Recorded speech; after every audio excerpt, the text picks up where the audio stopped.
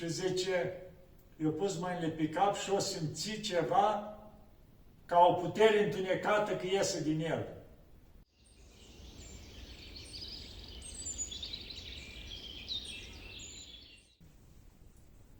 Iată, dragii mei, că ne vedem iarăși cu o filmare, cumva între celelalte filmări. Știți că acum am continuat cu venitul meu în Atos, la Sfântul Pavel, la Sfântul Artemie. Acum o să fie o filmare, o să-l rog pe Părintele Teologul să o bage între celelalte filmări. Asta e o filmare mai deosebită, să spunem.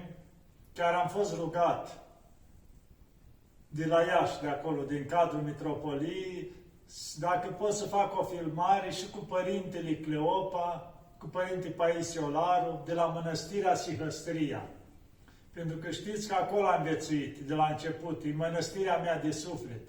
Adică pot spune că acolo am trăit primii pași pe calea asta duhovnicească, a monahismului și așa mai departe. Acolo am fost călugărit la Mănăstirea Sihăstria, pentru că în curând o să fie canonizați Părintele Paisie Olaru și Părintele Cleopa Ilie, de la Mănăstirea Sihăstria.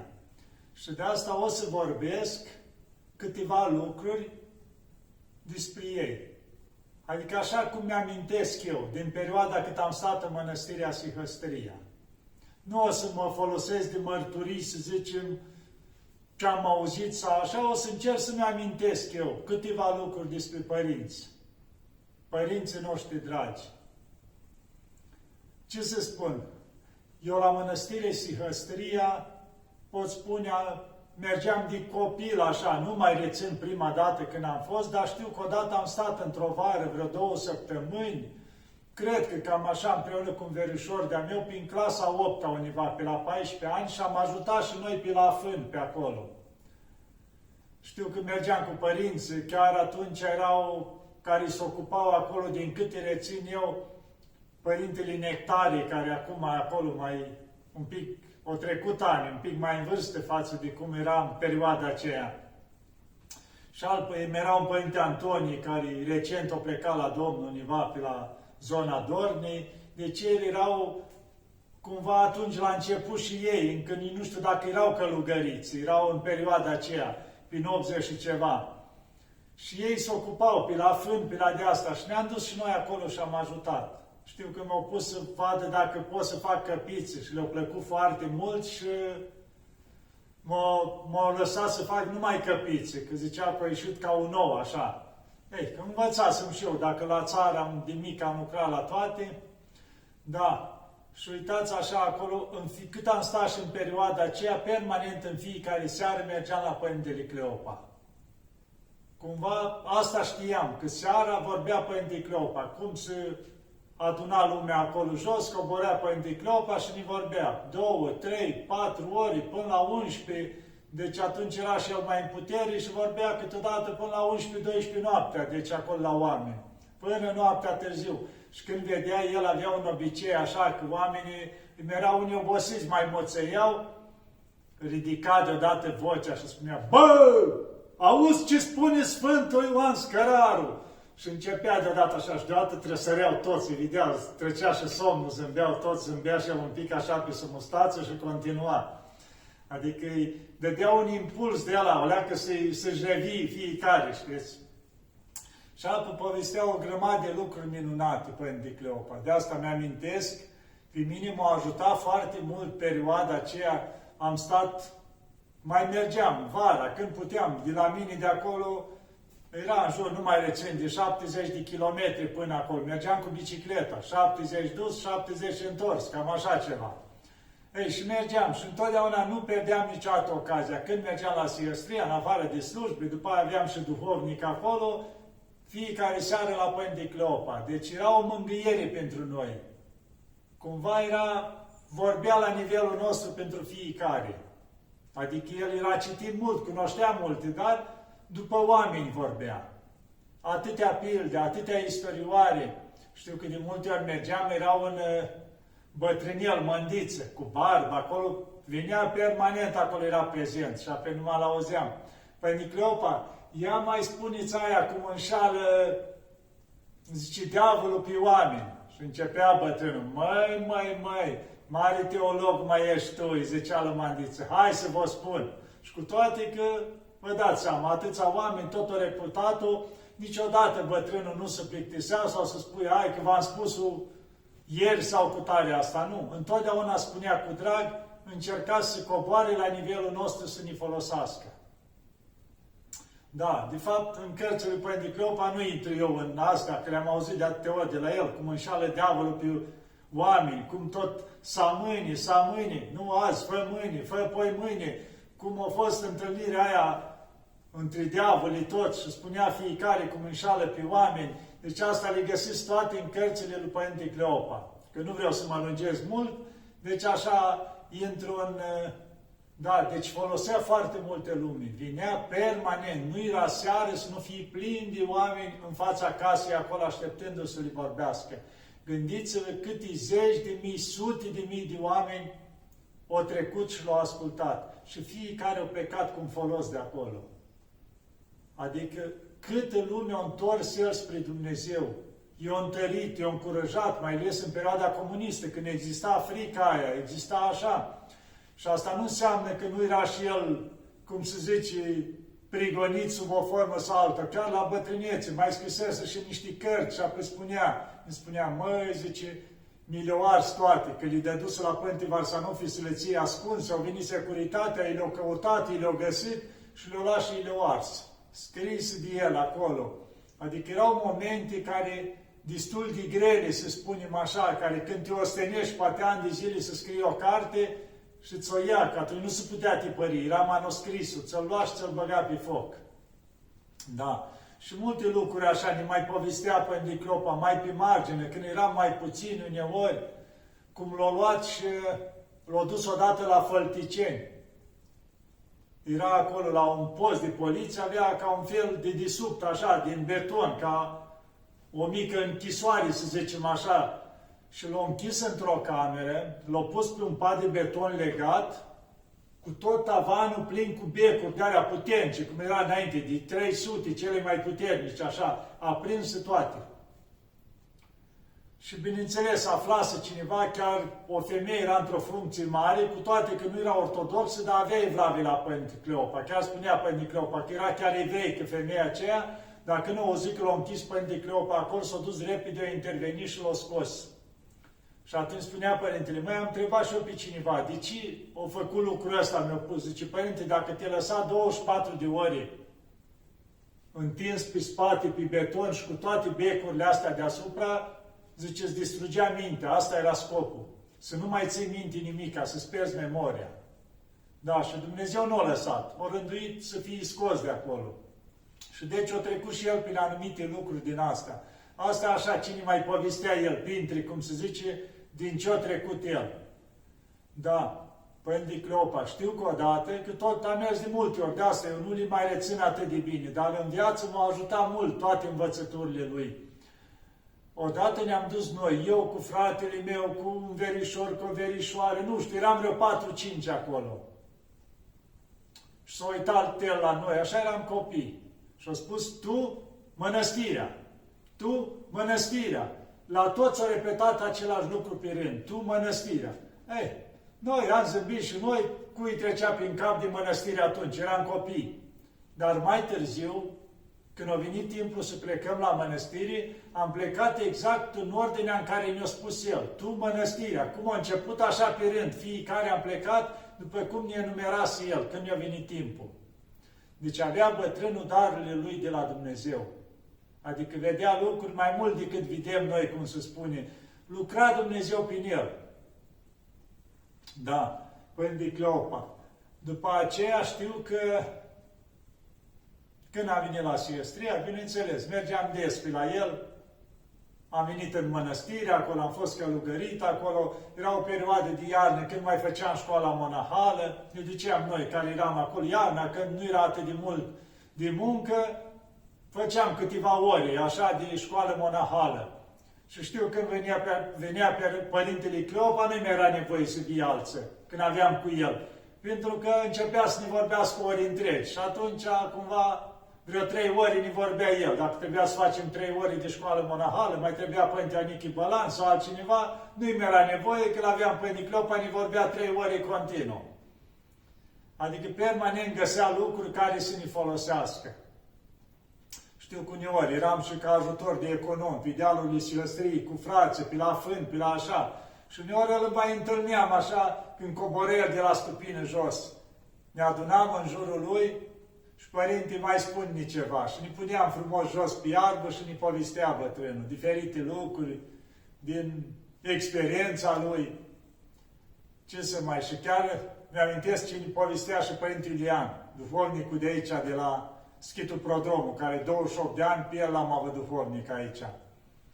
Și spunea când s-a dus el în mănăstire, când a ajuns la Siestria, era Părinte Cleopa stareț mai tânăr atunci.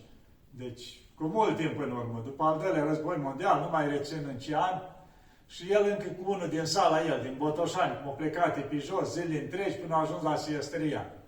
Și apoi a ajuns la Părinte Cleopa și zice Părinte Cleopa, măi, când au aflat că sunt din Botoșani, din era și el, zice, măi, 2 au plecat dimineață, zice, 2 au adus Maica Domnului înapoi. Chiar în ziua aceea dimineață plecase 2 în armată, 2 frați de acolo, de la Siestria. Și zice, uite cum au rânduit Maica Domnului și au adus 2 înapoi la loc, ca să nu scadă obștea acolo. Părintele Cleopa, multe sunt, acum ce mi-amintesc, dar uite încă un lucru, ce mi-a povestit un părinte care a stat și el mulți ani aici în Atos și mi-a povestit, plângea și îmi povestea așa experiența lui cu Părintele Cleopa. Deci un părinte care, părinte bun, preot, duhovnic, a stat o perioadă în Atos, în România, acum, și îmi spunea la tinerețea lui când era student, o intra și el, cum era în vogă atunci, să spunem, după Revoluție încoace, cu yoga, cu toate influențele astea orientale. Și a intrat și el în yoga, în toate nebuniile astea, până la maxim, cum se spune. Nu mi-a interesat nimic. O lăsa și școală. Maica plângea, alerga pe la toți duhovnici. La Părinte Anichie Bălan, părinte, ce mă fac? Răbdare. Plângea de eu căzut și, cum se zice, și sprincenele, și genele, adică de atâtea lacrimi, totul. Deci nu mai... Ca așa îmi povestea el, zice, mai am nenorocit-o pe mama, adică câte lacrimi o vărsa pentru mine și nu mă mai interesa nimic. Doar yoga și yoga, întâlniri din astea, tot fel, ajunsese cumva să socotea că e mai presus de ceilalți, deja la o înălțime, era un fel de guru pentru ceilalți. Ei, și nu intru la amănunte în lucrurile astea, după ani de așa ceva, s-o chinui Maică să hai, măi, și tu odată la Siestria. Și la Părinte Cleopa. Ei așa priveau, când auzeau, Părinte Cleopa, da, e un mare guru. Mergem în schimb de experiență la el, hai că merg. Cumva vinea la Părinte Cleopa așa ca schimb de experiență, că auzea de Părinte Cleopa că face și minuni cu tare, păi și eu stare, stai să-i arăt lui, vin eu acolo. Și-a venit acolo la Părinte Cleopa cu maică sa.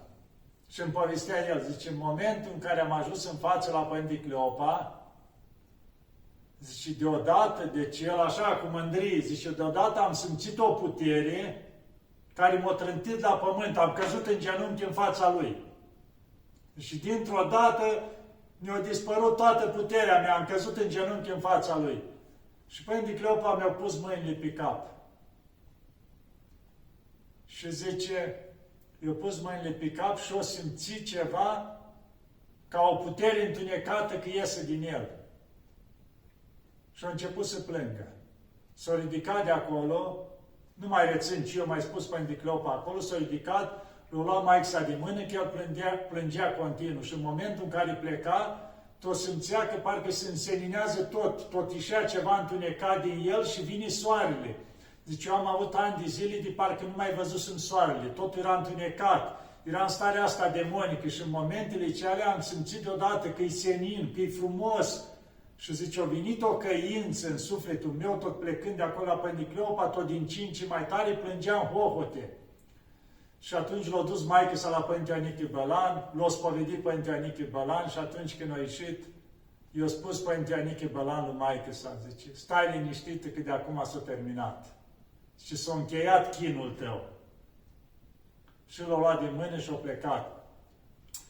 și-o plâns, îmi spunea părintele ăsta, o plâns continuu, s-a dus acasă, deci când știe că au ajuns acasă, era iarbă, nu știi, s-a dus acasă, o plâns continuu, la un moment dat s-a uitat pe geam, era zăpadă, iar a mai trecut o perioadă, deci el nu mai lacrimi, nu mai vedea nimic, iar se uită la un moment dat pe geam și iar vede iarbă, deci era toamna când s-a întâmplat asta, s-a dus acasă, o plâns toată iarna, s-a făcut primăvară, el tot plângea, adică nu îl mai interesa nimic. Și bineînțeles, după aia și-a continuat facultatea, o terminat cu note foarte bune, mai departe, și la urmă a plecat în mănăstire. Adică ați văzut cum a lucrat Dumnezeu prin Părintele Cleopa, prin harul lui, prin mâinile lui, doar i-a pus mâinile pe cap și au fugit toate duhurile. Da. Și apoi povestea, după aia cum s-a dus la mănăstire, părintele ăsta chiar își dorea să plece la mănăstire, dar maica, cum să ducă la mănăstire? Și odată zice, mamă, dăm și mie, zice, făm un colac și câteva lumânări să duc și eu la mănăstire, că mă duc. Că obișnuia să ducă la o mănăstire din apropiere. Zice, bine, du-te. Și el s-a dus la mănăstire, i-a dus la părinți Stalis colacul lumânările, părinte, primește-mă că am venit cu totul. L-au primit părintele, și am vede, mai să trece o zi, 2, 3, o săptămână, nu mai vine băiatul acasă, repede la mănăstire, băiatul meu. El nici nu a vrut să mai iasă din chilie, era așa, foarte râvnitor. Și eu ieșit pe stare, zice, măi, eu rămas cu tot aici. Da, și așa a rămas părintele la mănăstire. S-a dăruit lui Hristos cu totul. Chiar dacă înainte viața lui era cum era. Deci ați văzut cum a lucrat Dumnezeu prin mâinile Părintelui Cleopa, să-l întoarcă, să le elibereze de toată nebunia asta demonică, cum se spune, prin toate practicile astea și să urmeze calea lui Dumnezeu. Deci lacrimile mamei o ajuta foarte mult și harul care l-a primit Părintele Cleopa, doar prin punerea mâinilor, l-a eliberat de toată nebunia asta. Da, ce să vă mai spun de Părintele Cleopa? Cu viață sfântă. Multe minuni, mult tot auzeam de la oameni că i-au ajutat într-un fel sau în altul, cât au fost în viață. Și după aia, după plecarea lui din viața asta. Deci o ajuta mult pe mulți, mergând acolo la crucea lui. Mulți iau pământ de acolo, se roagă și îi ajută. Deci a fost un luptător, Părinte Cleopa, putem spune. Un luptător care, cum puțini sunt, adică și foarte în perioada comunistă, adică permanent a încurajat și a întărit lumea. Eu m-am folosit foarte mult de el, în toate timpurile, de copil. Era o bucurie să ajung la el. Despre Părintele Paisie, ce să vă spun de Părintele Paisie? Întotdeauna așa stau cu oarecare rușine, să spun, pentru că nu l-am întâlnit personal. De ce? Poate l-am întâlnit când eram copil și nu țin minte, că nu făceam atunci prea multe deosebiri. Erau atâția părinți bătrâni acolo, nu știam.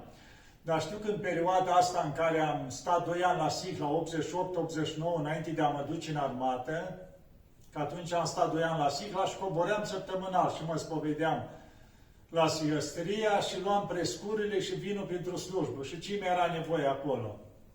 Ei, și de multe ori era și Părintele Gerasim, care avea grijă de Părintele Paisie, și Maica Maria, care ajuta și ea, o maică bătrână acolo, și îmi zicea de multe ori chiar Maica Maria, că hai frate Petru, că așa mă chema, zice, hai și tu un pic la Părintele Paisie, să iei o binecuvântare, stai un pic de vorbă cu el. Și așa, tot punând motive, a venit timpul să mă duc în armată și n-am mai reușit să-l văd pe Părintele Paisie. Și în perioada aia au plecat la Domnul și Părintele Paisie, cât am fost eu plecat în armată, și în felul ăsta nu țin minte să-l fi văzut. Dar după ce am venit în Atos, în urmă cu vreo 15 ani, știu că cineva, o persoană cunoscută, era foarte bolnavă. Și mă rugam la Maica Domnului, Maica Domnului, cum știi tu, ajută persoana asta. Și într-o noapte l-am văzut pe Părintele Paisie. Era o casă așa, frumoasă, într-o grădină, cu iarbă verde, frumos, așa era bătrânul cu un epitrahil la gât, cu o cruce în mână, m-am dus la el așa, am luat binecuvântare și zic, Părinte, cu tare persoane foarte bolnavă. Și îmi zice, era așa întristat cumva și el zice, știu că m-o suna și pe mine. Și după aia, bătrânul a intrat în căsuța aceea. Iar eu am văzut deodată o mare, așa până la picioarele mele. Și am vrut să-l întreb, Părinte, ce cu marea asta? Dar el intrase în căsuță și atunci am auzit ca o voce, așa zice, asta e marea vieții. Prin asta trecem cu toții. Da. Și a doua zi care am vorbit cu persoana aceea la telefon și îmi spune, Părinte, dar zice, eu chiar îl pomenesc în fiecare zi Părintele Paisie, îi cer ajutorul, zice. Și atunci am înțeles de ce a spus Părintele Paisie că m-o suna și pe mine. Și a doua zi sau a treia zi s-a împărtășit persoana aceea și după aia și-a revenit, cu toate că doctorii nu prea mai dădeau șanse, că era temperatura peste 40 de grade și așa era de vreo luni de zile în situația asta. Și-a revenit și în scurt timp a ieșit din spital. Deci, cu ajutorul Maicii Domnului și, bineînțeles, a Părintelui Paisie Olaru. Da, ce pot să spun? Părinți mari amândoi, și Părinte Paisie și Părinte Cleopa. Întotdeauna a existat o dragoste între ei, o legătură duhovnicească, se spovedeau unul la altul. Și știu că atunci când au venit, după Revoluție, au venit la Părinte Cleopa câțiva episcopi și voiau să le iei numai decât să-l pui patriarh, Părintele Cleopa nu vroia, dar zice, mă duc să-l întreb Părintele Paisie. Și când s-a dus la Părinte Paisie, a zis Părinte Paisie, dacă te vei duce, vei fi Cleopa. Dacă nu te vei duce, vei fi Ava Cleopa. Adică eu da de înțeles că va avea multe griji acolo, nu va mai fi ca un navă care se roagă în liniște, în pustie. Și în felul ăsta au înțeles Părintele și le-a spus, nu merg sub nicio formă. Nu ne-a dat binecuvântare Părinte Paisie. Da. Deci cine merge la sihăstria, nu cumva să nu se ducă pe la cimitir, la părinții sihăstriei, Părintele Paisie Olaru, Părinte Cleopa și toți ceilalți părinți, că au fost mulți cu viață sfântă acolo în sihăstria. Da, să ne ajute cuvioșii părinți, după cum știți că era și rugăciunea cuviosului Părinte Paisie Olaru, care spunea el acolo să vă binecuvinteze căsuța, măsuța, familia, așa, și mai avea o vorbă, zice, să rânduiască Maica Domnului măcar într-un colțișor în rai, măcar după ușă unii ține mătura, cam așa ceva, într-un loc acolo nu contează, numai în rai să fie. Iar Părinte Cleopa de multe ori spunea, când era lumea adunată acolo, zice, așa cum vă văd aici, așa să vă văd pe toți în rai. Și mult, așa, cunoscut al lui vorbă, încheia întotdeauna cu mâncava raiul. Adică să ne ia raiul pe toți, să ne înghite, să ne țină acolo, să nu ajungem în iad. Da, să ne ajute cuvioșii, să mijlocească la Maica Domnului și împreună la Bunul Dumnezeu să-și facă milă cu noi, să ne ajute și să ne mântuiască. Doamne ajută!